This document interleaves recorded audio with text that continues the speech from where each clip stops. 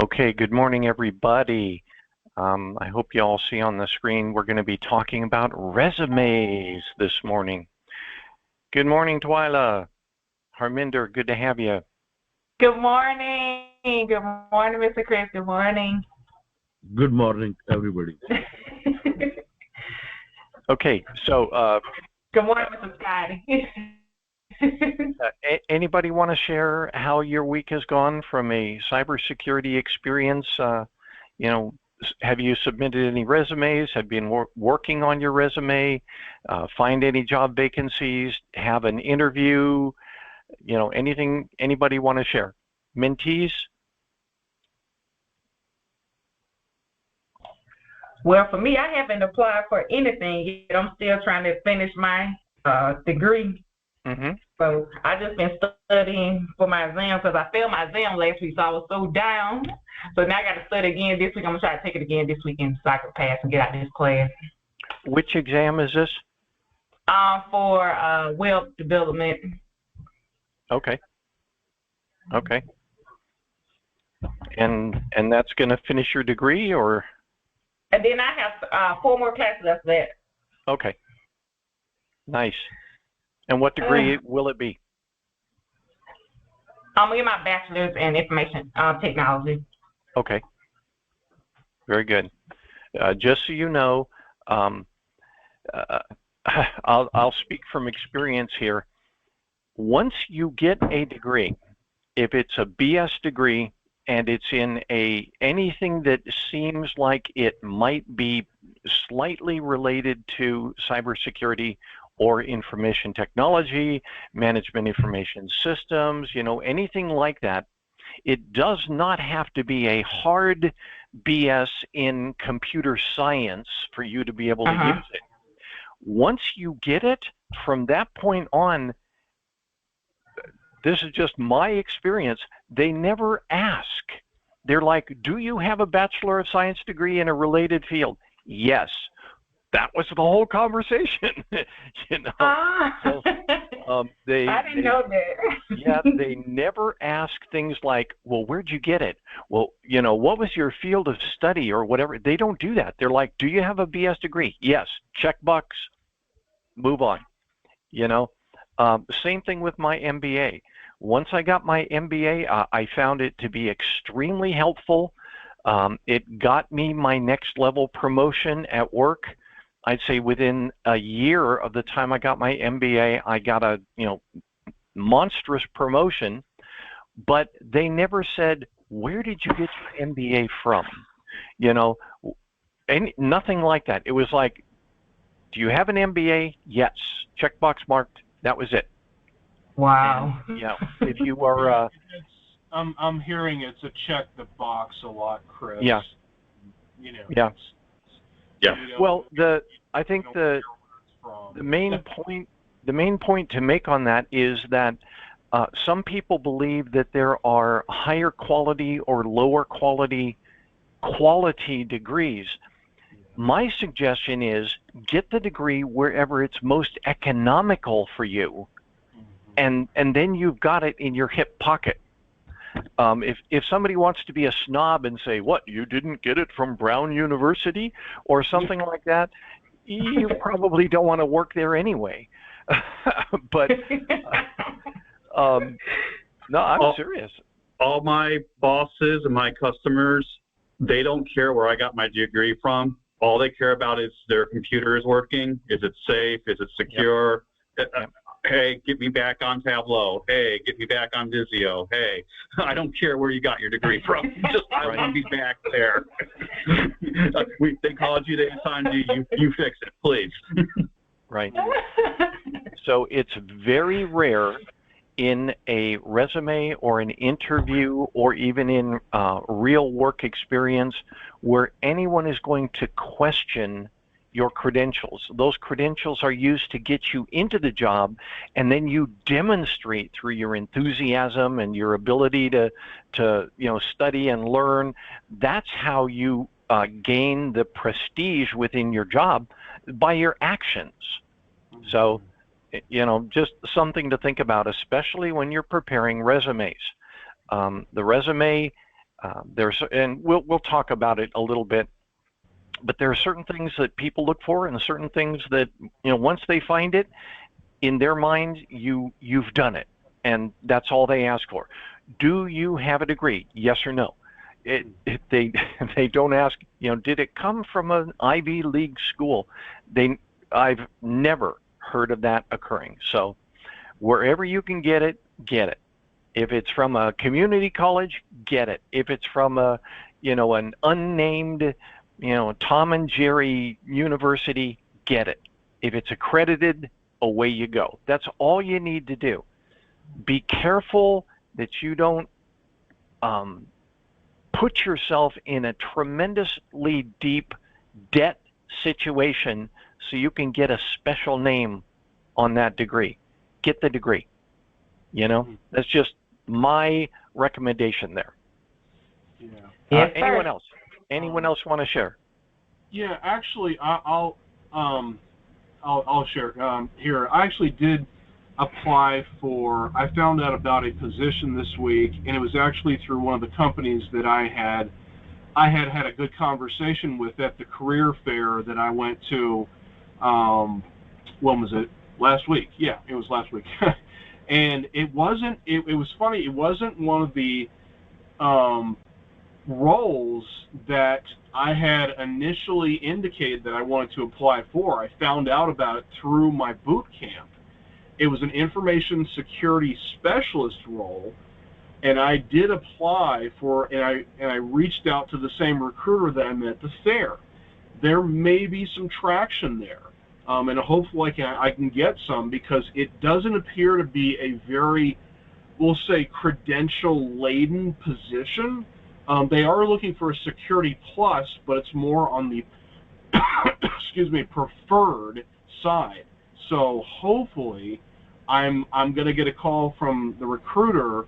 I don't know yet, but hopefully this is enough to get me in there. Yeah, it's with University of Cincinnati Health Medical Center, and I think that would be a great place to start. I mean, it honestly, I think under education, as we're talking about it, it was on, it only listed a high school, or GED, and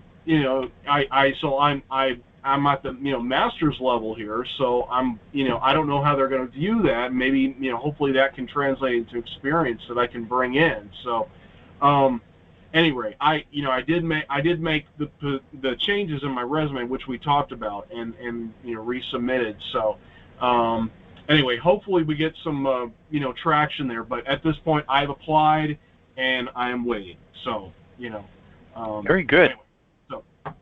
Very good. Thank you, David. That brings up a good point. If you are looking for a one-to-one apply win, you may be very disappointed. The job market is very hot these days, and that means there will frequently, for example, if they publish a vacancy announcement, down at the very bottom, it may say something like, we're only going to accept the first 50 submissions. Why? Because I watched, if any of you have been on LinkedIn and seen Cyber Dave, he's the guy that works, like us, trying to get entry-level people into cybersecurity.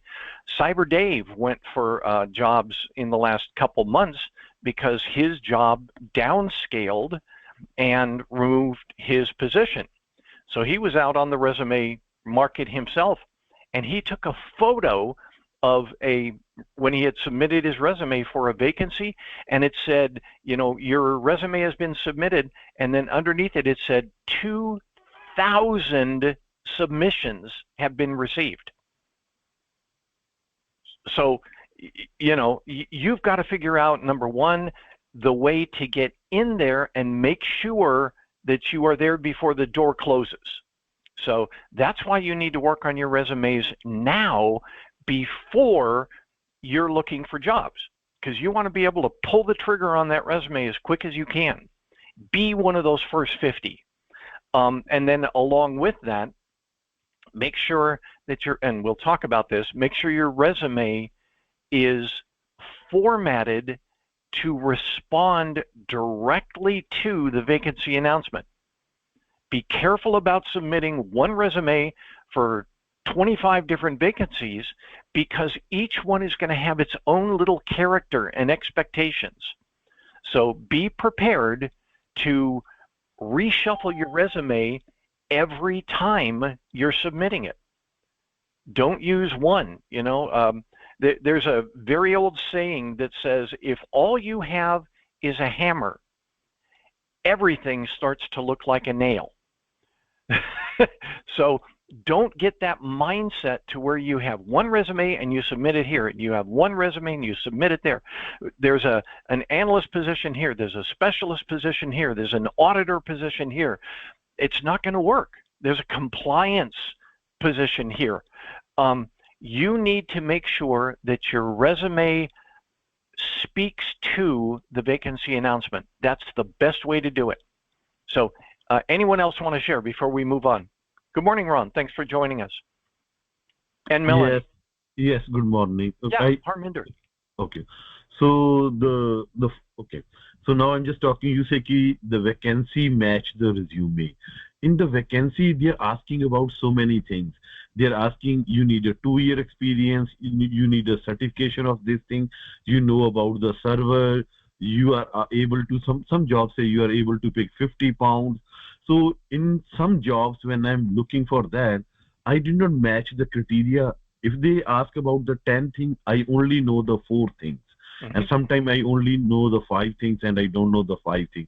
They say the person know about the firewall, how to configure the firewall. Some of the things I don't know. So what we can do on that situation. The second, I want to share my experience, how you told us before, degree only needs get foot door in the company. You are absolutely right. So I'm just talking about my experience. So when I get a job, the same thing they ask me, do you have a degree? I say yes. Do you have experience? I say yes, I have a little bit. As long as I get a job and I know my job's 80% to do, and if I need a 20% help, I have a colleague with me in my rooms, and after that nobody asks me what degree you have. They just only focus on what the issue you have and how you resolve the issue. That's it. Yep. Thank you for sharing, Harminder. You brought up a couple really good points. Be careful about selling yourself short. For example, they may have this, the job vacancy announcement that they put out there, but there may be other features that they're looking for that didn't make it into the announcement. All right, so be careful about saying how you match up to the resume. Don't sit in your interview and say, not so good. I only have a little bit of this or something like that. Put forth what you have and let them discriminate. Let them decide if you've made the cut. So, you mentioned this. You said, I have a little bit of experience. You don't even need to say that. Do you have experience? Yes, I do. And this is what I have.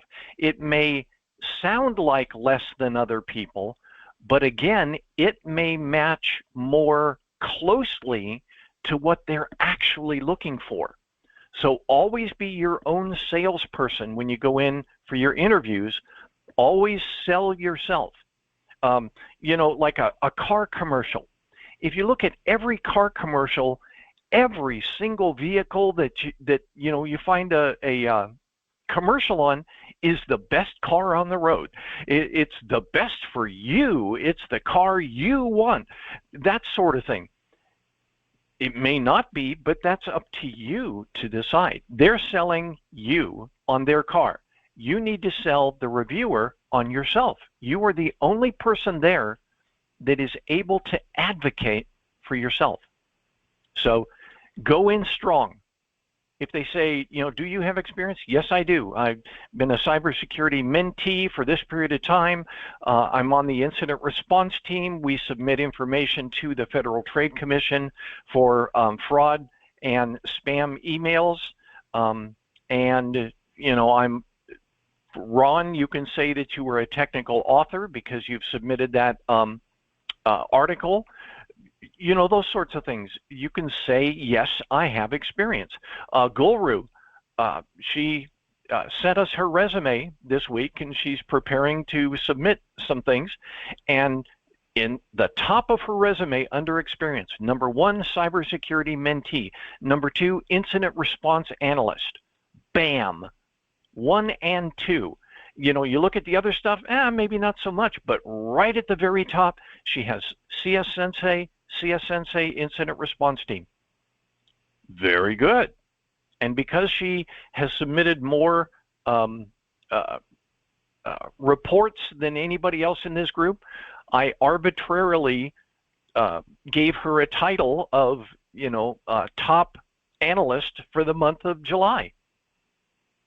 She submitted more reports than anybody else in this mentorship to the Federal Trade Commission. So I said, okay, you were the top analyst for the month of July. You know, and I added that to her resume experience section. And she said, oh. So think about it in reference to you're selling yourself. All right? Your resume needs to sell you. Your interview needs to sell you. Don't be balanced. Be that person who comes in and says, I'm really good. You really do want to hire me. Not, yeah, I'm so-so. Nah. Move on. You know, they will quickly lose interest in you. Be your own advocate. If you're excited about being there, your excitement will rub off on them. Make sense? Yes, got it. So I have a last question about that. So in the vacancy, how I told you before, if they have a server or such kind of, I don't know about the technology, so how I give the answer key I would learn while I'm on a job. So that's I just want to know. You know, things I don't know how to represent at the time of the interview myself. Right. They are going to find out by looking at your resume. For example, if you have experience with servers, or if they're asking for experience with servers, you don't have to say no unless they ask you directly. So in your resume, it may not say anything about servers. But if they used that to get you into the interview, that's where you say, I have experience here, here, here, and here. And then if they're really, really, really interested in you having server experience, your interviewer is going to ask you, oh, I don't see anything in here about server experience. Do you have experience with servers? And you can say, no, I don't, but I'm working on it, or something like that. And allow them to disqualify you. Don't disqualify yourself. Chris. Look at it this way. You have 3 levels of knowledge. That first level of knowledge is you read about it, you watched a video about it, you have some familiarity with it, and that's called, I call it familiarity, but you have the knowledge of it. The second part of knowledge is you use it as a practitioner. You do it maybe like a part of your duties, your boss tells you to do this. The third level is, can you teach it and be upfront of people, and you know you're the expert, people go to you to do it. Sell yourself at level 1, but work your way towards level 3, if that makes sense. So if you sit there to say, hey, I want experience in server, but you're still like reading books about servers or studying for a certification about a server, you still have experience with servers, even though you're still learning it. That's the part that, and Scotty said, if you've done it once, put it there. It's counted as experience. Another thing I would add, with the exception of the federal government, and I say the exception of the federal government because they put that specialized experience block, and that's their what's it called? That's the deal breaker for them. You have to meet that special experience block in order to get your resume to the hiring manager. Job ads in the private sector especially are written they're looking for their unicorn. Are they going to get their unicorn? Maybe. I don't think so. If you even meet, I'll say 50%, or I'll say even lower, 40, 30% of the check marks they need, apply anyway. See if it goes through.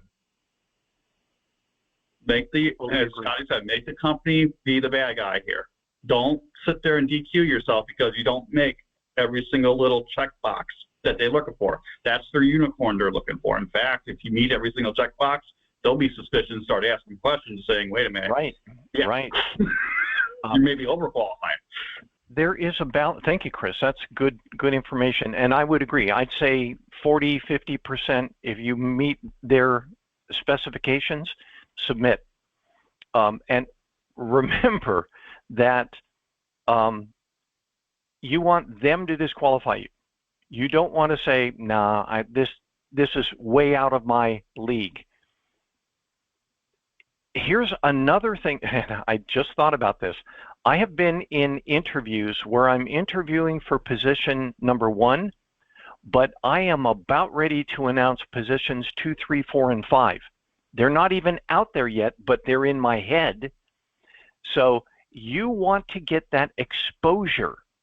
You want to be able to have somebody say, you know, that Harminder, he doesn't match for this, but I got this that's coming out in 2 weeks that he's going to be a great fit for. He fits in the experience. He fits in the salary requirements. He's eager and excited about coming to work for us. At the end of the interview, it could be, you know, we're not going to select you for this, but watch our vacancy announcements in the next 2 weeks, okay? And they could do that. So never think about it being pass-fail. It's getting in, you know, getting yourself in front of people so that they remember you. And again, a no, and I always say this, have a sales mindset. Every no you get is one step closer to the yes you need. Okay? Not just a sales mindset. Always be learning about what the market wants. Always learn. Don't stop learning. When you get your degrees, figure out what the market wants, learn about it. You'll make those check boxes eventually. Yep. And Twyla, can I call you out? Absolutely. Because you're currently studying does not prevent you from applying right now. That's right. In fact, Scotty. Yes, sir. Scotty, I want to do a presentation on time management calendars. Okay. I'll put myself on the calendar. Excellent. Sounds good. I would appreciate that, and I'm sure everyone here would. So let me get through some of this presentation, give you guys some meat that you can work on. One thing that only a few of you have taken advantage of, and I want everybody to consider doing this. Use the information that we're giving you here to go through your resume, review it, put it in a manner that you think will be most powerful, and then send it to Chris and me to review. We do it rather quickly. You know, we'll give you a couple days review. I will tell you that I review resumes real fast. If I have time, you will have your response within an hour, because that I have reviewed over 1,000 resumes in my years as a manager. So when I pop up a resume, it's game on. I know exactly what I'm looking for. I know how to sort through it. I'll share some of this in this presentation. So send your resumes, but be aware that you need to have done some due diligence on your resume before you send it to me. Okay? Make sure that it sort of approaches what we're going to recommend here, so that you know, the information that I give you is not, you need to have one font in your resume. You should have thought through that one, for example. All right. So just I recommend highly that every mentee send us your resume, regardless of how it looks right now. You know, take some of this information, go through it, make your resume as presentable as you can make it, then send it to us, and Chris and I will help you refine it even further. Okay? I'm going to go through some of these. I may not get through them all because of the time. We're half done already. This is just saying how critical a resume is. It's definitely the very first thing that gets your foot in the door. So you've got to have a strong resume. If you don't have a strong resume, regardless of how you are going to interview, you may not get the interview. The resume gets you the interview gets you the job. All right? So think about it that way. Okay, quick icebreaker. This is from Indeed, or I'm sorry, LinkedIn. On average, recruiters spend about how long reviewing your resume before they set it aside or decide to read more in depth? Anybody? Recruiters spend how long? I think 10 seconds. Well, first of all, the longest one that you see here is 30 seconds. Yes. So if you've got a 9-page resume, they may not even get to page 2. The answer is 7.5 seconds. On average. Okay, so you can't make a monstrous resume and expect that it's going to get read. This is on average. LinkedIn says this. Okay, next one. Your resume should be 1 page long unless you have how long of relevant experience? What do you think? I'll say 10. It's 7. If you have more than 7 years of relevant experience. Now, this is from LinkedIn, so, you know, and nothing is a cardinal rule. You know, if you do it, you're good. If you don't do it, you're bad. It's not like that. These are recommendations and observations, all right? And last one, putting your college GPA in your resume is acceptable if it's over what? What level of GPA should you put into your resume? I think, oh my God, your GPA is separate in the education section if you're over. I think, God, 3.9 or 3.0. 3.0, if it's a B average or better. If it was 2.5, that's a C average, which means you scraped by, so just don't put it in. Scotty, I have an unpopular opinion. I don't think you should put GPA at all. There you go. Period, end of story. There you go. The way I did it is if I got any sort of honors, that was the 3.9. If you get honors, I put that in. You know, my bachelor's degree was summa cum laude, 4.0. I didn't say 4.0. I said Bachelor of Science degree, summa cum laude, from Strayer University. You know, so if you have, and you don't even have to do that, but if you do it with honors, it sort of says something. So here are some best practices that I recommend you do for your entry-level resumes. First of all, don't just have one. Multiple resumes, all of them current. In other words, here's my resume for an analyst position. Here's my resume for a auditor position. Here's my resume for a compliance position. If you think you're going to be applying for a particular position, tune that resume toward that position, not just one. Order them to maximize your strengths and minimize your weaknesses. And Chris, you shared with you the phrase that I think I originated. I don't know, but it says, if you've done it once, you've done it. On a resume, you can put something that you've done just one time at the top of your experience. In the bullets of your experience, Don't feel like you must put it, I did this the most, I did this the second most, and all the way down here, I did this the least, but this is what they're looking for. Move it up. Let them look at it. Let them decide to get you into the interview, and then in the interview, they can ask, how much have you done this? So order your resume to maximize it for whatever the vacancy announcement is, not necessarily, I did this the most, I did this the second most, I did this the third most, and oh, by the way, here's what you're looking for, but I didn't do that very much. Don't do that, okay? Longer is not stronger in a resume, except for federal resumes.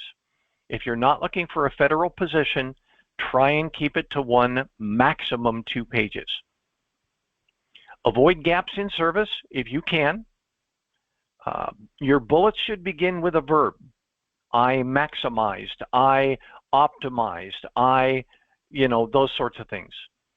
And when you're doing it, avoid phrases like, I was responsible for. I've been in interviews, numerous interviews over my years, where somebody says, I was responsible for, ensuring that reports were submitted every month. And I've watched interviewers say, well, did you do it? You were responsible to do it, but did you do it? So avoid phrases like responsible for or in charge of. You can say managed or supervised or, submitted or those sorts of things, but just responsible for is not a good lead off for a bullet. Triple spell and grammar check. Triple spell and grammar check. Because if I see sloppiness in your resume, that will immediately translate into an expectation that you'll be sloppy at work. Your resume has to sing, okay? Here's some more. AMUA. Avoid mysterious, unexplained acronyms. I made that up. What I'm saying is your acronyms should be minimized or eliminated unless they're directly relevant and you need to spell them out, because the person reviewing your resume is probably from HR and they don't know what that certification might mean. CISM, what is that? Certified Information Services Manager. Oh, CISM. See what I'm saying? Keep it simple and organized. Consistent fonts, font sizes, and font colors. Make it easily readable. Show positivity. Show enthusiasm where you're able to. I enjoy doing this. I've seen this in resumes. I enjoy doing this. You enjoyed doing this? Yeah, I sure did. It was fun. It helped me and it helped my neighborhood organization or something like that. Put it in there. Be careful about things that I call them sight tricks. They're designed to grab somebody's attention, unless they're really powerful. Unless they're really powerful, don't use them. Use an email address that looks like it could be from a professional, not from, a twerk competition winner or something. Flirty pants, good guy with a gun, weed man, death wish. I've seen these in these resumes. You can contact me at I'm going to ruin your career at gmail.com. No, avoid something like that. If you can possibly help it, keep your email address as balanced as possible. And try and avoid those really old email addresses, Earthlink, AOL, CompuServe. CS.com is still out there. All right. Sometimes recruiters look at that and say, yeah, this person is a dinosaur. Okay. So here's what I do when I get resumes. All right. I almost never read the cover page. I almost never read the objective statement. I immediately jump to experience. unless education is first. And then I'll read education, then experience. But the objective statement, that's you giving me a 20-second overview of who you think you are, but it doesn't tell anything that you shouldn't already find in the resume. So I jump to the bullets. I will tell you honestly, I jump straight to the bullets. I skim it, then if it's acceptable, I'll read it. That's the 7.5 seconds. I skim it and frequently say, nope, not a good fit. That's it, done. I move on. Sometimes I encounter what I call cumbersome resumes. They're difficult to read. When I'm done with it, I feel like I've been through a workout. Not good. So try and have a resume that is fun to read. Think about it. And I don't mean, like balloons and that sort of thing, but Chris, we had one this week. Somebody sent us a resume, and when you looked at it, you said, wow, this is somebody who has their act together. Okay? So if you can, make it a positive resume, because you want to show that you're a positive person, someone that they would want to hire. And it's not just about technical. Here's the thing. When you go into your interview, do you think they're looking at you and saying, just how technical are you?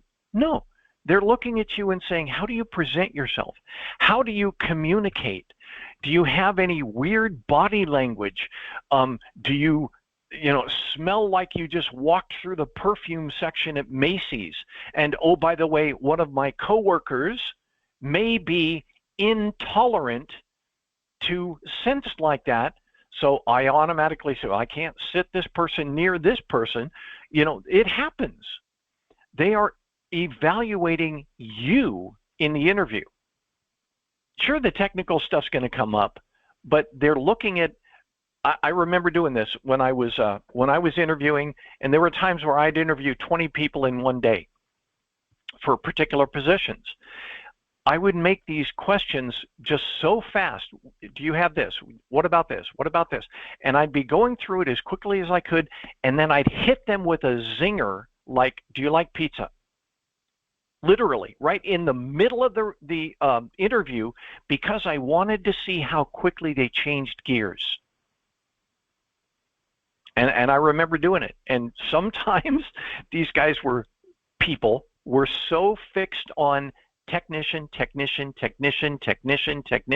What? Pizza? And that told me something.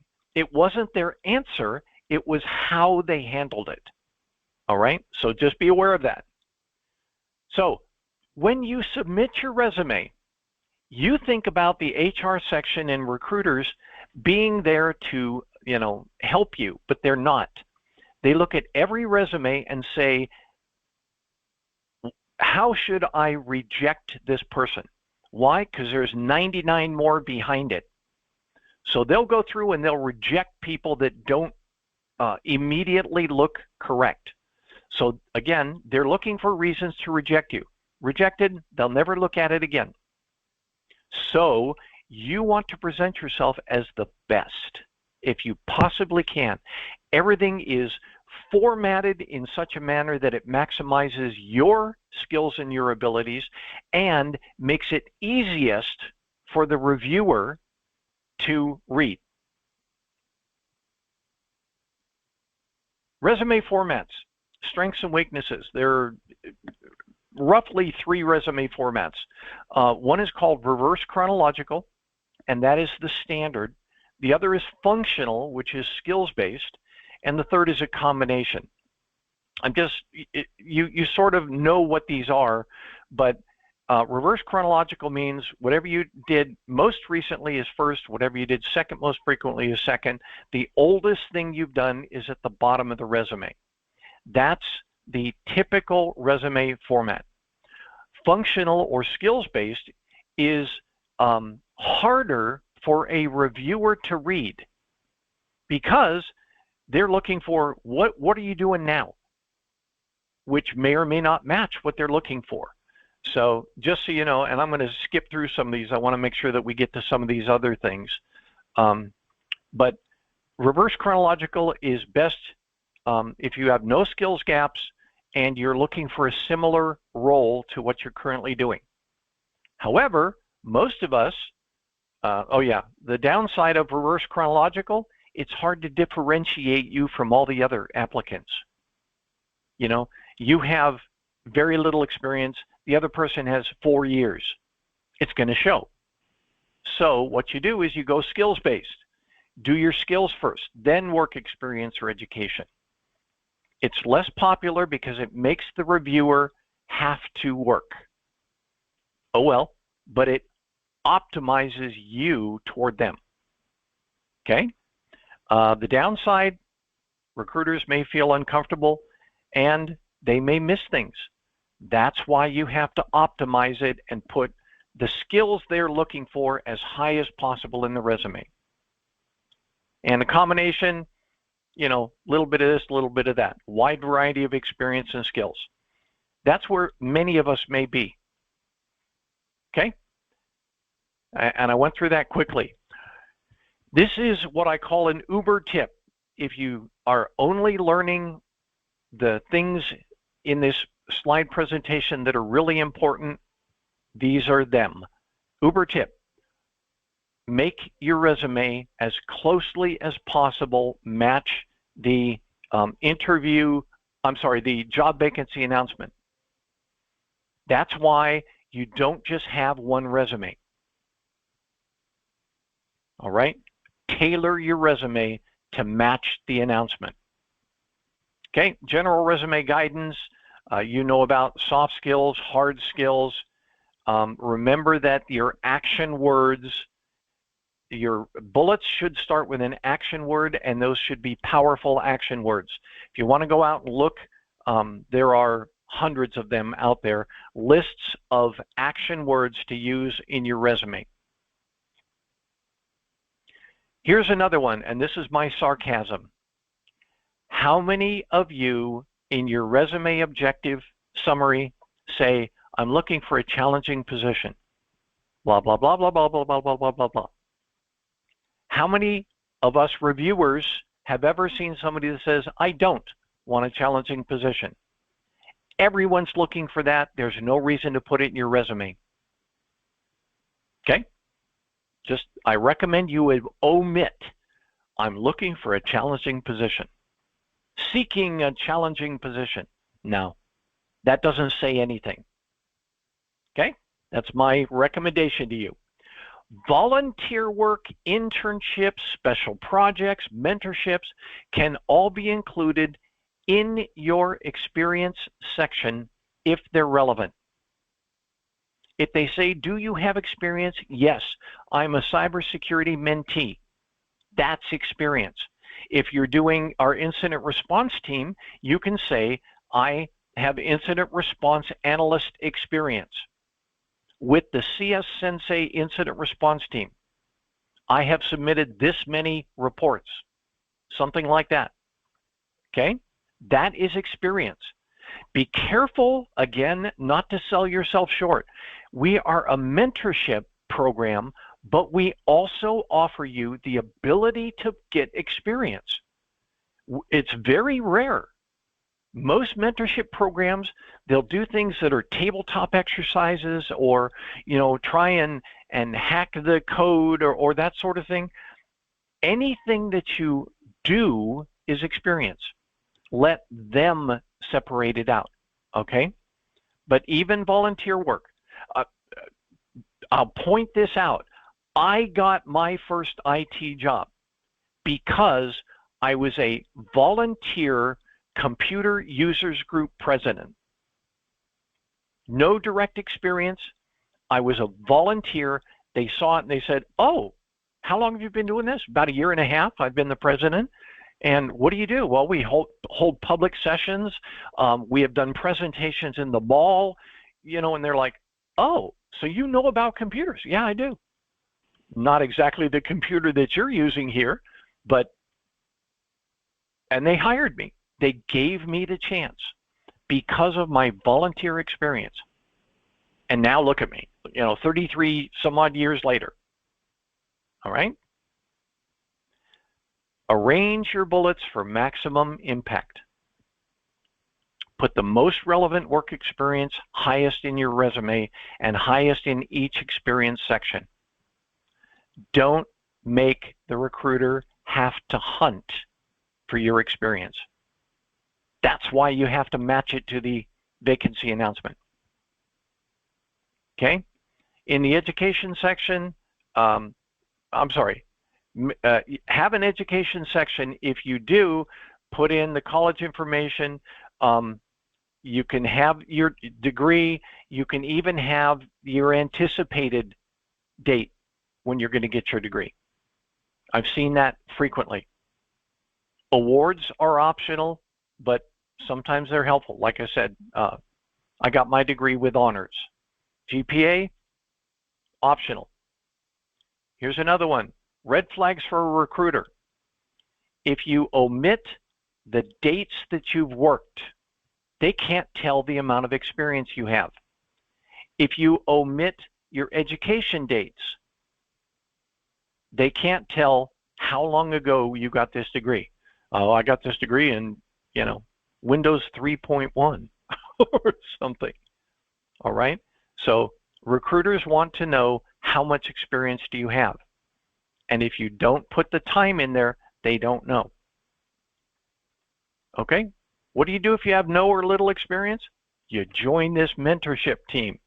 But online courses you've completed, they would qualify, including if you've done YouTube study groups or what are they called? Playlists. If you go over to Professor Messer and you go through his entire Security Plus playlist, it's a big one, but it covers the entire Security Plus curriculum. Say, I have completed my Security Plus study and I'm just practicing for my exam. That's experience. Group projects, if you've done them, like here, we ask people to submit if you want to be a technical author. We ask you to write articles or white papers. Here's something that I will just say. If you think that you have the lock on something, you really know it very well, look up how to write a white paper and publish that white paper in your LinkedIn profile. Because then you can say, I have published white papers. Just yourself.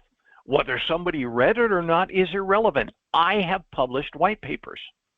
Okay? Internships and mentorships do apply.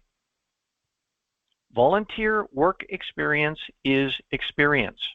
That's why I always suggest that our mentees volunteer. It may not pay at all, but it's going to get you in the door. It's going to differentiate you. Here's what a lot of resumes look like, and I'm just going to use this as an example. The resume says, here I am, here's my degree, hire me. That's it. Here's my degree, hire me. So, or here's my certification, hire me. And oh, by the way, I've worked for a dog walking service or whatever, work in a supermarket or, okay, but the only thing that's relevant is this certification. All right, but now you show up and you say, this certification, I'm an incident response analyst, I'm a technical trainer, I'm a subject matter expert for my homeowners association, I'm a, that automatically makes you different from everybody else they've been looking at. And they may just be small things you've done, but they will differentiate you to the point where the reviewer is going to go, well, I could hire this person, no idea if they're going to be successful, or I could hire this person who's already doing things that we're looking for. May not match exactly, but it's pretty close. See what I'm saying? Volunteer work is experience. Okay, let's see. Oh, I did that. Okay, last slide. This is my pet peeve. Apostrophes. Apostrophes have gotten way out of hand. If you notice all the examples that are in the slide, they're all errors. And yet, they're widely used. So be very careful of apostrophes. Chances are you're going to use it wrong. So try to avoid using apostrophes. All right? Apostrophes are not used for plurals. Apostrophes are used for ownership or contractions. He is, H-E apostrophe S is appropriate. But dogs, I walked dogs, D-O-G apostrophe S, no. All right? Be very careful. See the store advertisement? I think it's in there. Oh, I may have gotten rid of it. Oh, upper right-hand corner, open Sundays. Open Sunday is, that's what that means. Open Sunday or Sunday owns this time. Beware of apostrophes, because people who have studied grammar like me, I know how they're used. And if I see you misusing it, that just tells me you're going to be sloppy. Avoid apostrophes if you possibly can. And I've seen grown people still tragically don't know how to use apostrophes, and it shows. And I go in after them and I edit. You know, they're about ready to send this to our branch chief, and I'm like, nope, nope, nope. You gotta, if you don't have a good command of grammar, it's gonna show in your resume. So go into Microsoft Word and do a spell and grammar check. It's built into Word, not just spelling, but spelling and grammar. And it'll point out these apostrophes and say, did you mean to say, you know, in this one, Sundays, S-U-N-D-A-Y-S? Probably. Okay. Discussion, comments. Anybody have anything to share? Observations, how'd we do? Hey, Scotty, this was a great presentation, and probably would share it out with the rest of the folks outside here to get people to come on board. Do you have a question about the acronyms part, your acronyms? Mm-hmm. If the job ad has the acronyms, yep, what would you suggest?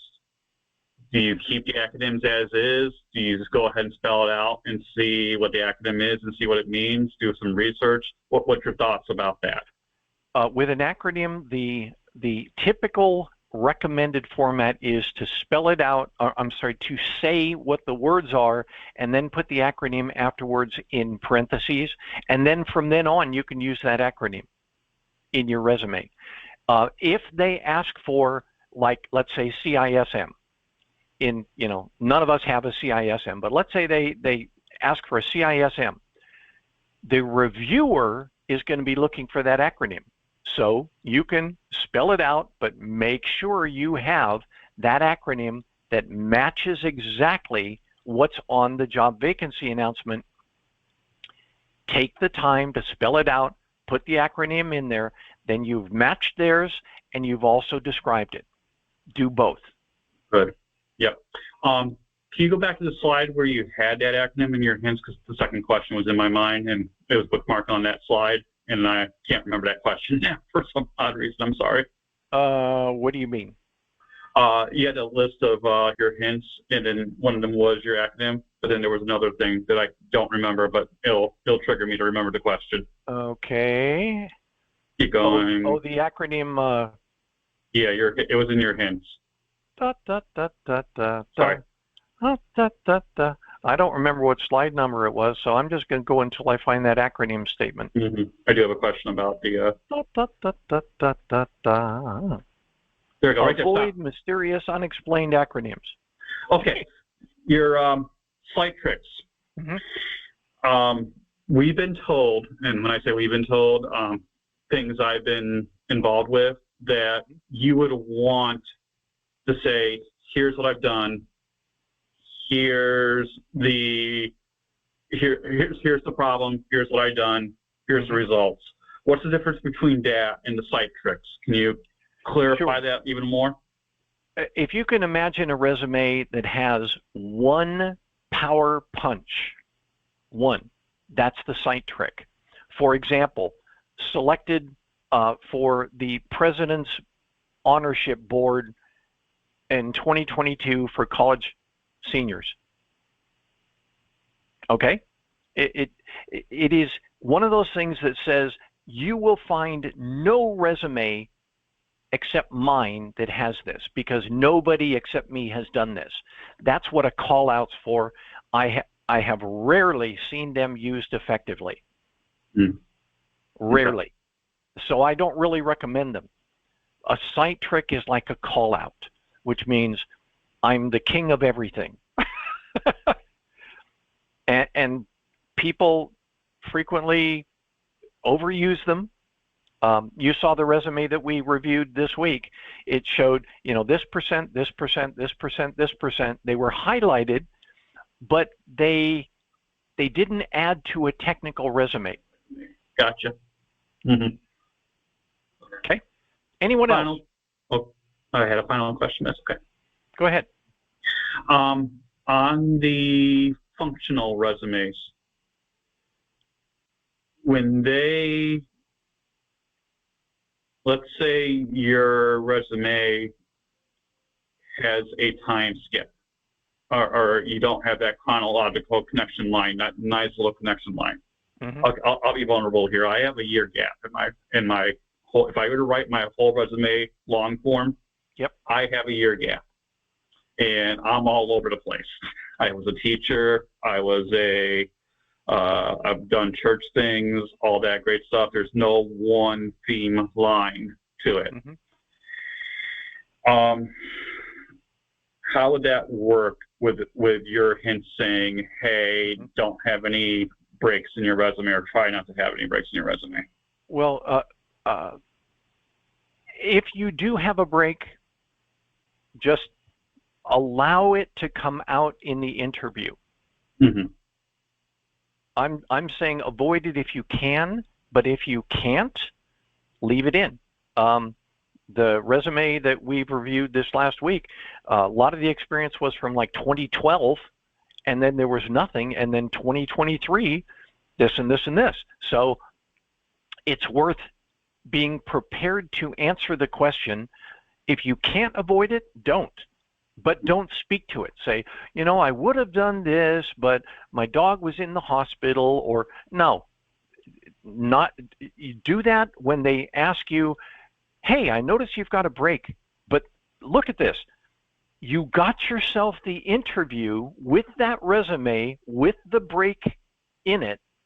And then if they ask, you could say, yeah, I was unemployed at that time, doing volunteer work. Oh, what'd you do? Oh, well, I was, working for a local florist delivering for whatever.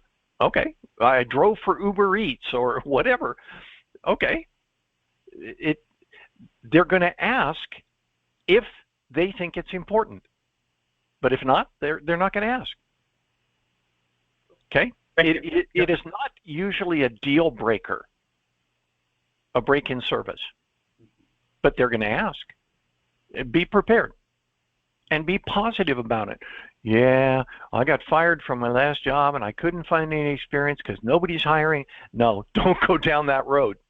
That sets you up as being a complainer and a whiner. Oh, the whole world's out to get me. Why would they want to hire you? Be positive. Look at yourself in the mirror and ask yourself, this is one of my cute little sayings, and then we'll end.